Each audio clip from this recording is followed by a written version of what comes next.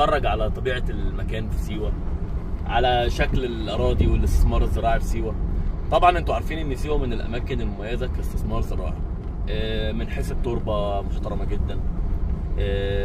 الرمله هنا مميزه، اي نعم التربه مش مستويه، ولكن الاستثمار الزراعي في سيوه استثمار بيجيب عوائد حلوه، تربه حلوه وميه حلوه وميه قريبه. تكاليف ميه وتكاليف بير هنا في سيوه ما يعني البير عشان تحفر بير ما بيعملش مثلا 300 400 الف جنيه، يعني ممكن مليون جنيه تعمل بيهم بير ومحطه طاقه شمسيه وتعمل حاجه محترمه جدا. فاحنا قلنا ان الزراعه في سيوه مميزه عشان خاطر التربه حلوه، الميه حلوه معدنيه، في اماكن الميه فيها 400 500، اماكن بتوصل ل 1000 1500، بتنزل اماكن ثانيه 800.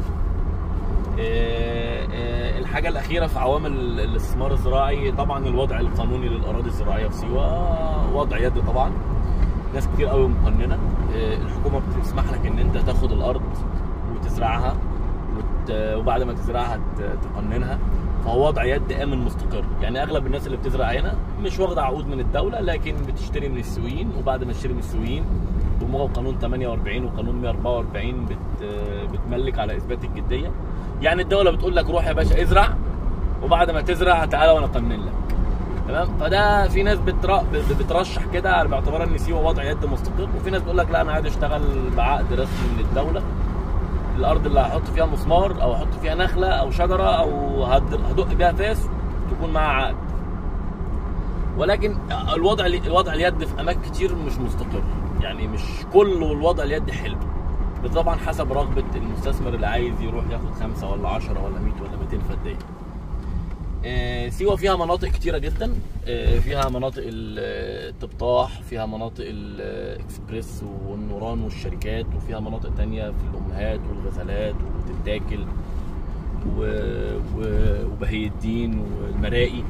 كل منطقه من المناطق سيوه ليها ميزه وليها عيب. مش كل الحلو حلو ولا كل الوحش وحش.